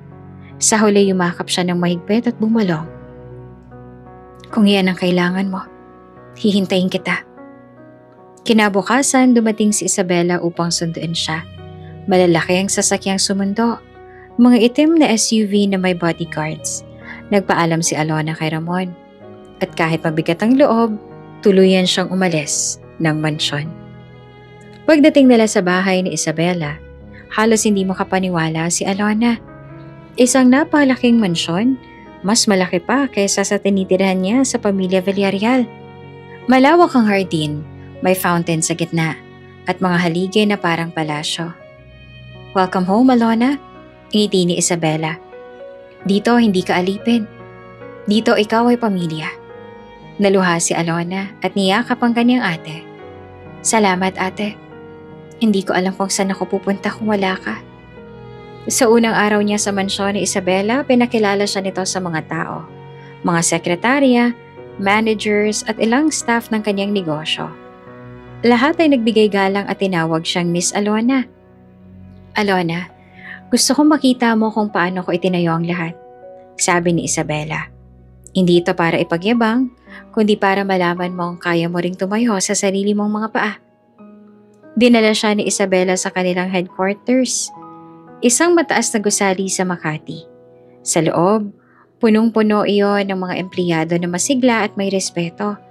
Pinakita sa kanyang operations floor, ang design studio ng Fashion Empire at ang boardroom na puno ng executives. Namangha naman si Alona. Ate, ganito palang mundo mo. Ang layo sa simpleng buhay na kinalakihan ko. Ngumiti si Isabela. At kaya mo ring abutin to kung gugustuhin mo. Tandaan mo, hindi ka nahamak na asawa lang na Ramon. Ikaw ay isang Monteverde. Sa mga sumunod na linggo, unti-unti nagbago ang pananaw ni Alona. Natuto siyang dumalo sa mga meeting kasama ang kanyang ate, nakikinig sa mga plano tungkol sa negosyo, at unti-unting nauunawaan kung paanong gumalaw ang mundo ng may kapangyarihan. Ngunit higit sa lahat, natutunan niyang pahalagahan ang sarili. Sa bawat araw na hindi siya inaapi, nakikita niya ang kanyang tunay na halaga. Habang naninirahan kay Isabela, patuloy pa ring umaagos ang suporta ng publiko. Maraming ordinaryong tao ang nagsasabing siya ang kanilang inspirasyon. May mga estudyanteng gumagawa ng report tungkol sa kanya. Mga mamamayang nagsasabing nagkaroon sila ng lakas ng loob na ipaglaban ang kanilang dignidad ng dahil sa kanya. Isang gabi habang binabasa niya ang mga sulat na ipinadala ng mga tao, napaluha si Alona. Ate, hindi ko akalain ganito kalaki ang magiging epekto ko sa kanila. Hinawakan siya ni Isabela sa balikat. Kasi totoo ka, Alona. Hindi mo kailangan ng kayamanan para igalang ka. Ikaw lang mismo, sapat na. Habang nakatingin siya sa city lights mula sa veranda ng mansyon ng kanyang ate, huminga ng malalim si Alona. Ngayon ko lang naramdaman na may lugar ako, ate. Bulong niya. At ngayon nandito ako. Hindi na ako papayag na muli akong yurakan. Alam niyang malayo pa ang laban. Lalo na't hindi susuko si Gregoria. Pero sa pagkakataong ito, dala niya ang lakas ng pagkakaroon ng isang ate at ang suporta ng bayan. At higit sa lahat, dala niya ang bagong pagkilala sa kanyang sarili. Hindi bilang ape, kundi bilang isang babaeng may dangal at kakayahan. Mula nang lumipat si Alona sa bahay ni Isabela, tila nawala na ng kulay ang mansyon ng Villarreal. Tahimik ang gabi, mabigat ang bawat araw para kay Ramon. Sanay siyang makita si Alona tuwing umaga. Nakangiti at nag-aayos ng kanyang uniforme. Ngunit ngayon, ang silid nila ay malamig at walang halakhak. Nasa kanyang opisina si Ramon nakatingin sa mga papeles, ngunit hindi makapag-concentrate. Paulit-ulit na pumapasok sa isip niya ang mga sinasabi ng kanyang ina. Iwanan mo si Alona, sisirain ka lang niya. Ngunit mas malakas ang bulong ng konsensya. Hindi mo siya pinaglaban. Wala kang ginawa nung kailangan kanya. Napapikit siya at napabuntong hininga. Duwag ako. Asawa ko siya pero iniwan ko siyang mag-isa. Bulong niya sa sarili. Isang hapon, hindi na siya nakatiis. Umalis siya ng mansyon at nagmaneho patungo sa tirahan ni Isabela. Pagdating niya, sinalubong siya ng mga bodyguard. Sir Ramon, hindi po kayo basta makakapasok. Magalang na sabi ng isa. Pakisabi na lang kay Isabela na narito ako. Kailangan ko makausap ang asawa ko. Mariin niya namang tugon. Makalipas ang ilang minuto ay bumaba si Isabela. Elegante pa rin, ngunit malamig ang tingin sa kanya. Ramon, ngayon ka lang nagpakita. Hindi ba't noong pinapahiya siya ng mama mo, tahimik ka lang? Napayuko si Ramon. Alam ko, at iyon ang pinakamasakit para sa akin. Gusto kong bumawi. Pinapasok siya ni Isabela sa malaking sala. Doon ay nakita niya si Alona, nakaupo sa sofa, habang may hawak ng mga dokumento mula sa kumpanya ng kanyang ate. Mas magaan ang mukha nito kaysa dati. Mas maliwanag ang ngiti at may kumpiyansa na sa kanyang mga mata. Parang tinusok ang puso ni Ramon. Masaya siya at hindi ako ang dahilan. Alona, bulong niya. Tumingin naman si Alona at bahagyang nagulat ngunit agad ding kumalma. Ramon, bakit ka nandito? Lumapit siya at halatang nanginginig ang tinig. Namiss kita. Hindi ko kayang wala ka. Umiling si Alona. Hindi naman ako nawala. Ako lang ay umalis para makahanap ng lakas.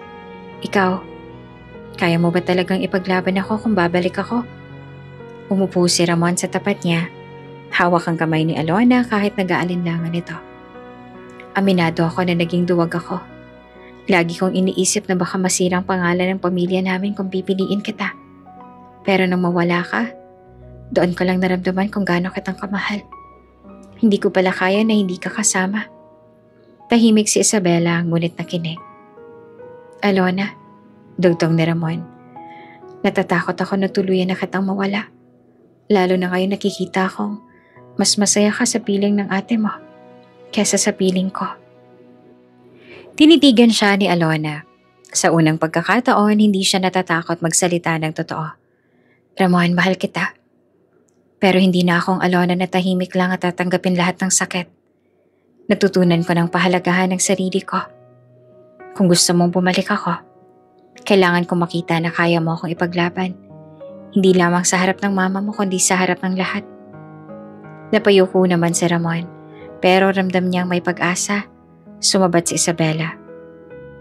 Narinig mo na, Ramon. Hindi na siya yung babaeng kaya mong itago sa anino ng iyong ina. Kung seryoso ka, patunayan mo. Hindi lang sa salita, kundi sa gawa. Tumango si Ramon. Gagawin ko. Hindi ko na siya hayaang apihin ulit. Habang palapas si Ramon matapos ang pag-uusap, tumigil siya sa may pinto at muling tumingin kay Alona. Mahal na mahal kita. Huwag mong tuluyang isarang puso mo. Hindi naman sumagot si Alona. Ngunit sa kanyang mga mata, may halong awa, sakit at pagmamahal. Naiwan siya sa sala. Iniisip kung bibigyan pa ba ng pagkakataon ng asawang minsang pumili ng katahimikan kesa sa kanya. Habang nagmamaneho pa uwi si Ramon, paulit-ulit niyang binigkas sa sarili. Hindi na ako magiging duwag. Kailangan kong ipakita kay Alona na kaya kong tumayo laban kay Mama. At sa sandaling yon, nagsimula ang kanyang pagbabago. Mula sa isang anak na sunod-sunuran lang, patungo sa isang lalaking handang lumaban para sa asawa niya. Maagang-maaga pa lang kumulo ng dugo ni Gregoria. Nakaupo siya sa veranda ng mansyon nila habang binabasa ang pahayagan. Nasa front page na naman sina Isabela at Alona. Magkasama at may headline pa. Monteverde Sisters, bagong mukha ng pag-asa. Halos magitngit siya. Hindi ko hahayaang maagaw nilang spotlight na sa akin dapat. Bulong niya sa sarili. Mabilis siyang nagbihis ng kanyang mamahaling gown at tinawagan ng driver. Ihandang sasakyan. Pupunta tayo kay Isabela at sisiguraduhin kong matatapos ang ilusyon nilang dalawa ngayong araw. Pagdating nila sa mansyon ni Isabela, agad siyang sinalubong ng mga gwardya. Ma'am, bawal po kayong pumasok ng walang appointment. Magalang ngunit matatag na wika ng isa. Appointment? Ako si Doña Gregoria Villarreal. Walang humaharang sa akin. Sigaw niya. Sinubukan niyang dumiretso. Ngunit pinigilan siya ng mga gwardya. Narinig naman ito ni Isabela, kaya't agad niyang pinatawag si Gregoria. Lumabas siya sa malawak na pintuan ng mansyon. Elegante sa kanyang business attire. Gregoria, malamig niyang bate. Anong ginagawa mo rito? Dala pa ang buong yabang? Halos magliyab sa galit si Doña Gregoria. Isabela, tigilan mo ang pagkandidili sa kapatid mong yan. Hindi siya bagay kay Ramon. Kung akala mo mapoprotektuhan mo siya sa akin, nagkakamali ka. Sisirain ko siya sa lahat ng tao. Umiling si Isabela, ngunit ngumiti. Hindi mo na kailangang sirain si Alona. Ginawa mo na yan. At nakita ng buong bansa ang resulta. Ikaw ang napahiya. Tigilan mo ako. Hindi mo alam ang kaya kong gawin. Isang salita ko lang, babagsak ang kapatid mo. Ngumiti si Isabela, kumaway sa kanyang assistant at may iniabot na makapal na folder. Ibinukas niya iyon sa harap ng lahat. Tingnan mo muna ito bago ka magbanta. Kinuha ni Gregoria ang papeles, mabilis na nagbasa, at unti-unting namutla ang kanyang mukha. Ano to? Kontrata, sagot ni Isabela na matatag. Ang Villarreal Group of Companies ay may utang na higit na 50 milyong piso sa Monteverde Holdings. At simula ngayong linggo, overdue na yan. Napatigil si Gregoria, hindi siya makapaniwala. Hindi, imposible. Ang negosyo namin? Hindi mo ba alam? Putol na Isabela. Matagal na kayong umaasa sa kapital ko. At ngayong hawak ko na ang lahat ng leverage. Kung gusto mong mabuhay ang kumpanya ninyo, mas mabuting magbagong pakikitungo mo sa kapatid ko. Halos mahulog si Doña Gregoria sa kinatatayuan. Ang kanyang mga alalay ay nagmamadaling sumalo sa kanya. Ang yabang na kanina lamang ay nag-uumapaw, ngayon natunaw na sa harap ng katotohanan. Hindi pwede to. Ako ang Donya. Ako dapat na tinitingala. Lumapit si Isabela at tumingin ng diretso sa mga mata niya. Hindi na ngayon, Gregoria. Tapos na ang panahon mo. Hindi na kayamanan ang magtatagal, kundi respeto at dignidad. At yan ang matagal mo nang ikinabagsak. Naroon din si Alona, tahimik na nakamasid. Lumapit siya sa tabi ng kanyang ate at marahan nagsalita. Ma, sana noon pa lang tinuring niyo na akong asawa ng anak ninyo. Hindi ko sana kanailangang maranasan ang lahat ng sakit. Pero ngayong alam ko na ang totoo, hindi ko nahahayaang yurakan niyo pa ako. Napatitig ang Donya sa kanya. Sa unang pagkakataon, hindi na nakaramdam si Alona ng takot, kundi tapang. Hindi nakapagsalita si Gregoria. Dala ng hiya at takot, agad niyang inutusan ng driver na ihanda ang sasakyan. Umalis na tayo! Sigaw niya at sabay iwas ang tingin kay Isabela at Alona.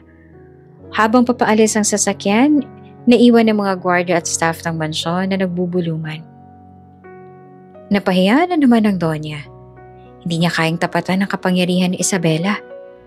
Pagbalik sa loob, niyakap ni Isabela si Alona. Wala ka nang dapat katakutan. Nasa atin ang kontrol.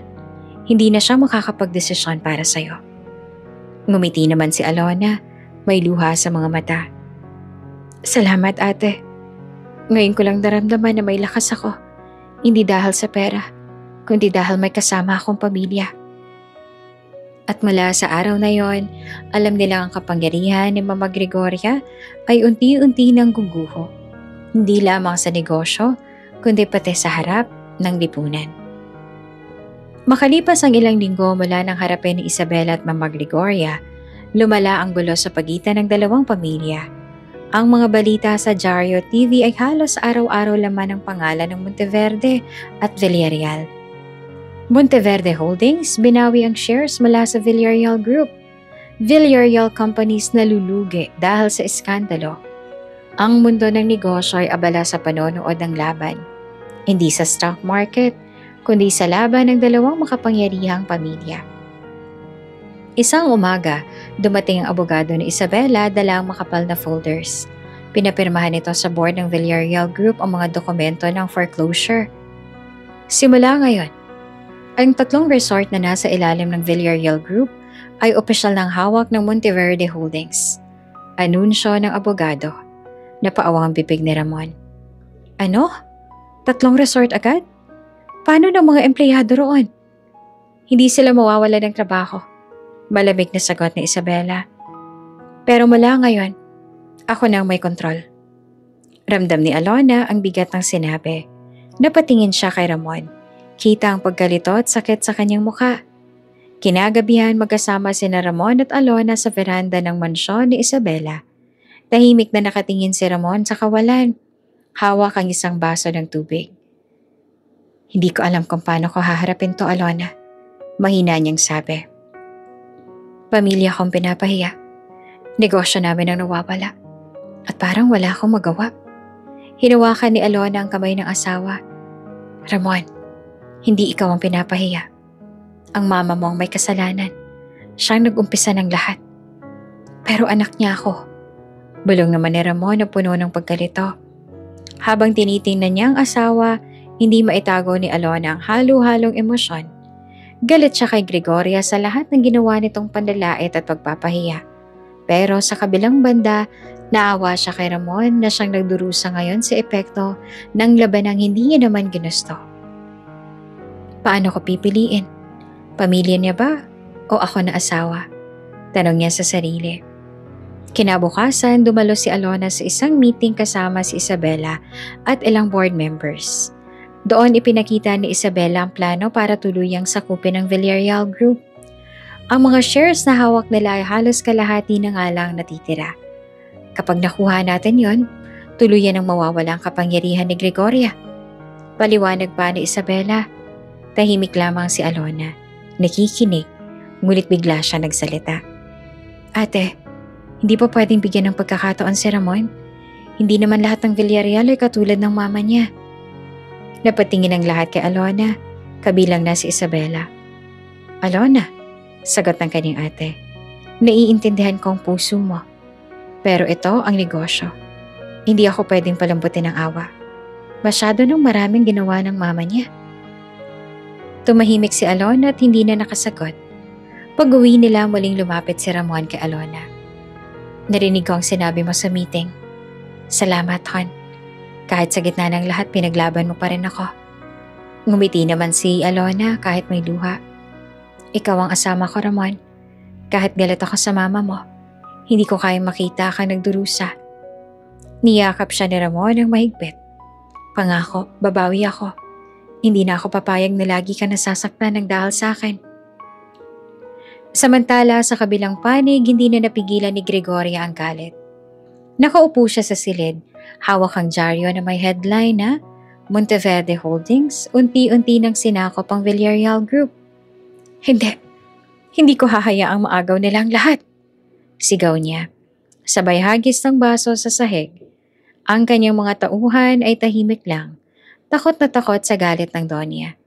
Ngunit sa kanilang mga mata, alam nilang wala na itong kontrol sa sitwasyon.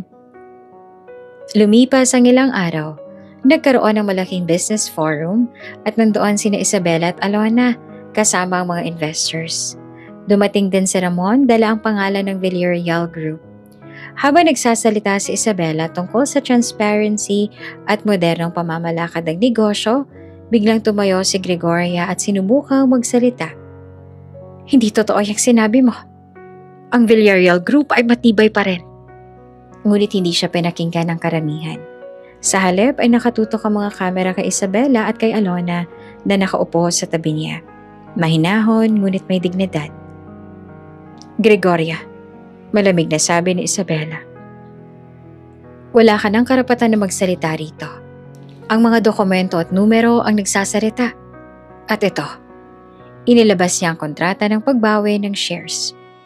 Ito ang ebidensya. Napahiyang muli si Mama Gregoria.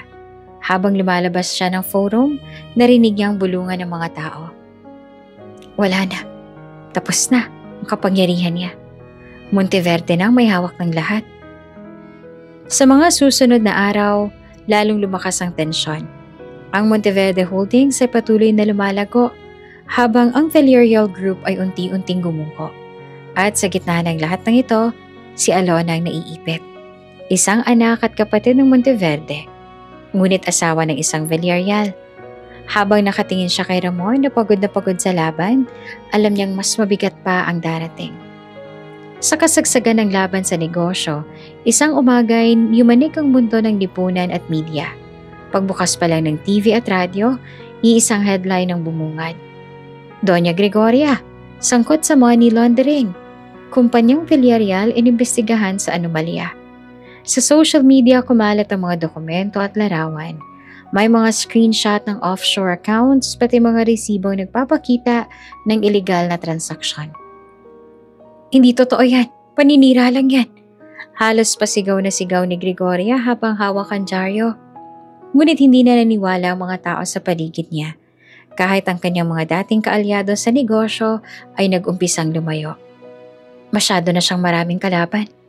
Bulong ng isa sa mga board members. Hindi na natin siya kayang ipagtanggol. Kung tataliwas tayo kay Isabela, baka tayo pang madamay. Sagot naman ng isa. Kinahapunan dumating ang mga investigator sa mansyon ng Villarreal. Bitbit nila ang search warrant at agad na pumasok sa opisina ni Doña Gregoria. Madam, kailangan naming suriin ang inyong mga dokumento at accounts. Magalang nasabi ng lead investigator. Walang makakakuha ng papeles ko. Ako si Doña Gregoria Villarreal. Sigaw niya. Ngunit kahit sigawan pa niya, walang nagawa. Isa-isang kinuha ang mga folder, computers at bank records. Napasandal si Ramon sa sofa. Halos hindi makapaniwala. Ma, paano niyo nagawa to? Hindi sumagot ang ina. Sa halip ay tahimik siyang umiyak. Pilit na tinatago ang muka sa kanyang panyo. Kinabukasan, mas lumala ang balita. Ipinakita sa TV ang footage ng raid sa mansyon at ang mga tao sa kalsada ay nagbunyi. Yan ang bagay sa mapang-ape, sigaw ng isang tindera sa palengke. Si Alona ang pinapahiya nila noon. Ngayon, mas mataas pang tingin ng tao sa kanya kaysa sa Donya na yan. Nag-viral din ang mga memes ni Mama Gregoria. Nakayuko habang bitbit ang mga kahon ng ebidensya. Caption, ang Donyang mapanghamak, ngayon mapapahiya. Nabalitaan din ni Alona ang lahat habang nasa opisina ni Isabela. Halos hindi siya makapaniwala. Ate, hindi ko akalaing darating sa ganito. Kahit masama ang loob ko kay Mama, naaawa pa rin naman ako. Hinawakan niya si Isabela sa balikat. Natural lang yan, Alona. Mabait ang puso mo. Pero tandaan mo, may kabayaran ang lahat ng ginawa niya. Kinagabihan, pumunta si Ramon sa bahay ng Monteverde. Halos luhaan siya nang harapin si Alona. Alona, hindi ko na alam ang gagawin. Ang mama ko, babagsak na. At pakiramdam ko kasalanan ko rin dahil hindi ko siya napigilan. Marahang hinawakan naman ni Alona ang kamay niya. Ramon, hindi ikaw ang dapat sisihin. Siya mismo ang gumawa ng mali. Pero ikaw, may pagkakataon ka pa para ituwid ang lahat. Paglipas ng ilang linggo, tuluyan ang bumagsak ang pangalan ni Mama Gregoria. Ang kanyang mga negosyo ay sinara. Ang kanyang mga ari-arian ay na-freeze. At halos wala nang natirang kakampi sa lipunan. Minsan lumabas siya sa publiko. Nakasuot ng itim na shades. Subalit hindi maikuble ang mga bulungan at tawa ng mga tao. Siya ba yun? Ang dating mataas magsalita?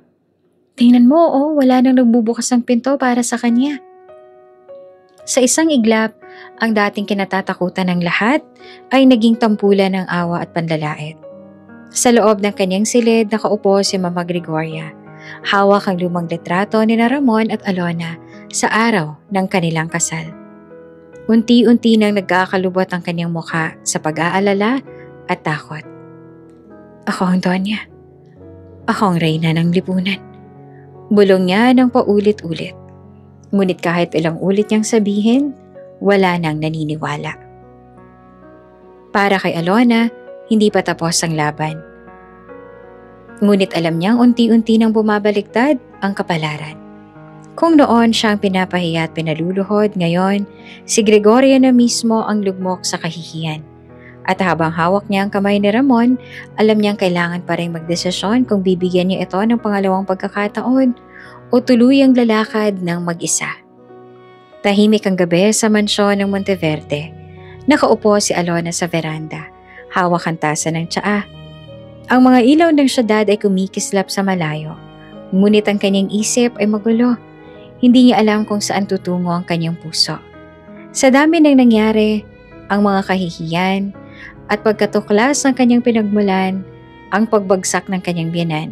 Ngayon, kailangan niya magdesisyon kung saan siya tatayo bilang asawa, bilang kapatid, at bilang isang babae na natutong ipaglaban ang sarili. Narinig niya ang pagdating ng sasakyan sa harap ng mansyon. Pagbukas ng pinto ay pumasok si Ramon. Hindi ito nakasuot ng formal na barong o Amerikana gaya ng dati. Nakasimple lang na polo, halatang pagod, at bugbog sa emosyon. Alona? Mahinang tawag niya. Napatingin si Alona ngunit hindi nagsalita. Ramdam niya agad ang bigat ng paglapit ng asawa. Lumapit si Ramon, huminto sa harap niya at marahang lumuhod. Patawarin mo ako. Patawarin mo ako sa lahat ng pagkakataong pinabayaan kita. Sa lahat ng oras na hindi kita pinaglaban kay Mama. Duwag ako, Alona. Pero ngayon, handa na akong tumayo. Nanginginig ang tinig ni Ramon habang nagpatuloy. Kung kinakailangan, iiwan ko ang mama ko. Kahit mawalan ako ng pangalan.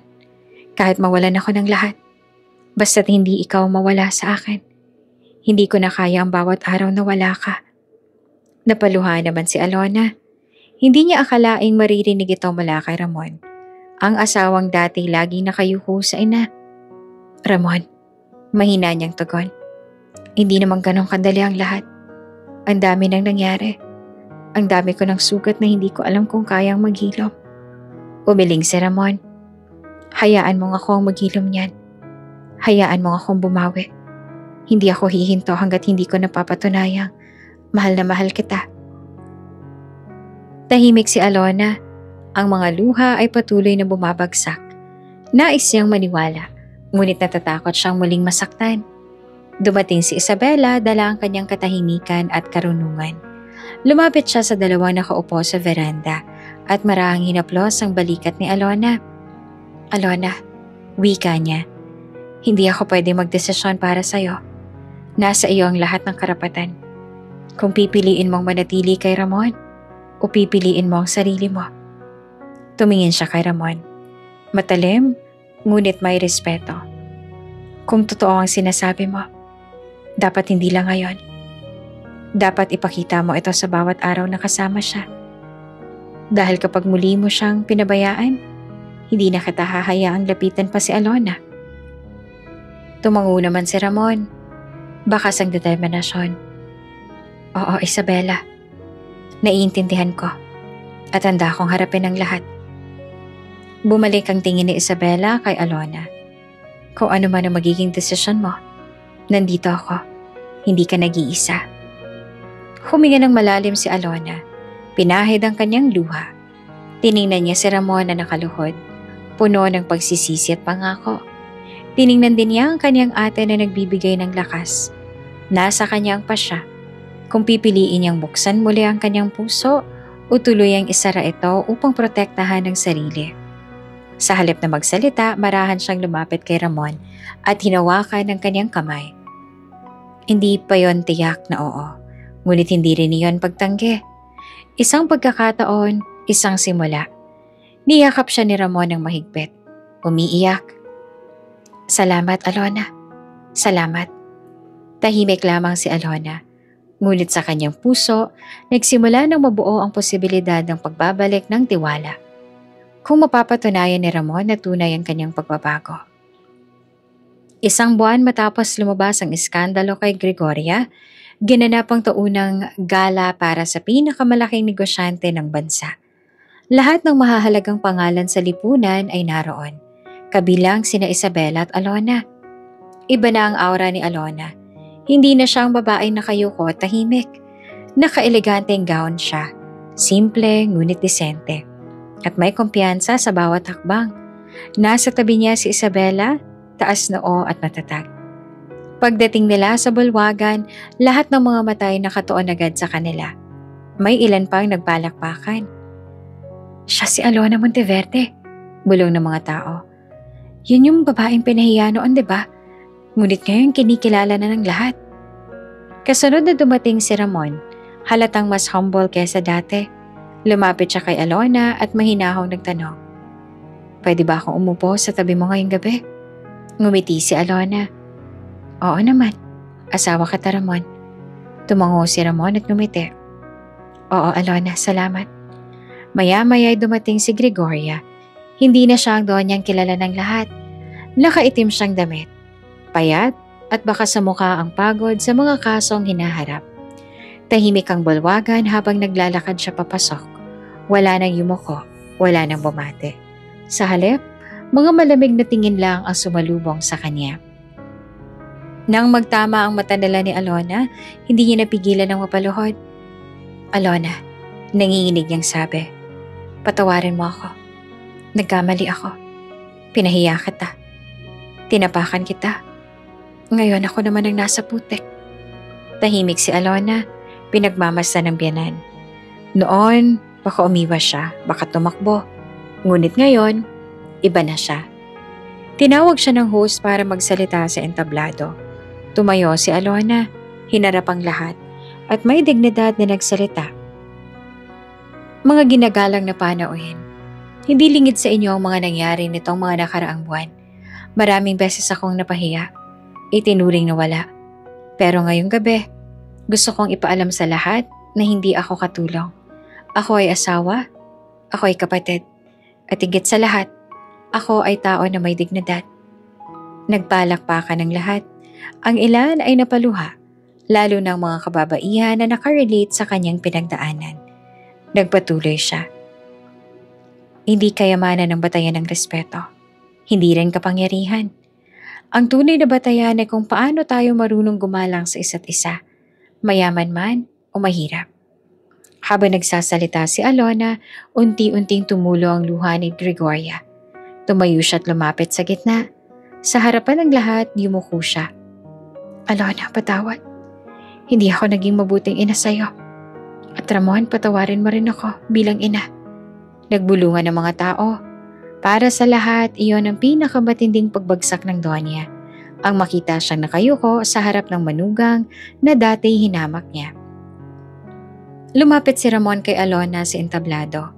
Hawak ang mikropono, nagsalita siya. Alona, mula ngayon, hindi na lang ako asawa mo. Ako ang magiging sandalan mo. Hindi na kita iiwan. Hindi na ako tatahimik. At sa harap ng lahat, ipinagmamalaki kong ikaw ang asawa ko. Nagpalakpakan ng lahat. Si Alona ay tumingin kay Ramon. Nakita niyang pagbabago. Sa wakas, ramdam niya ang katotohanang pinili siya ng kanyang asawa. Hindi dahil sa takot, kundi dahil sa pagmamahal. Matapos ang talumpati, bumalik sina Alona at Isabela sa gitna ng bulwagan. Magkahawak ang kanilang kamay, nakangiti sa isa't isa. Alona, sabi ni Isabela, ngayon alam na ng lahat kung sino ka. At higit pa doon, alam mo na rin kung sino ka sa sarili mo.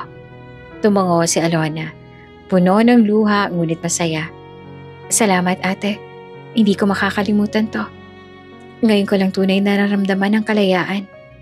Sa harap ng lahat, magkahawak silang lumakad palabas ng entablado. Hindi bilang biktima at tagapagligtas, kundi bilang magkapatid na pantay, malakas at may dignidad. At sa gabing yon, natutunan ng lipunan na ang kayamanan at kapangyarihan ay maaaring maglaho. Ngunit ang puso at dignidad ng isang tao, hindi. Sa dulo, si Alona at Isabela, magkahawak kamay ay naging simbolo ng isang bagong simula. Bago ka pa lang sa channel neto, ibang kwento ni Ate Jane, istorya mo, ikwento ko. Huwag kalimutang pindutin ang notification bell at subscribe button.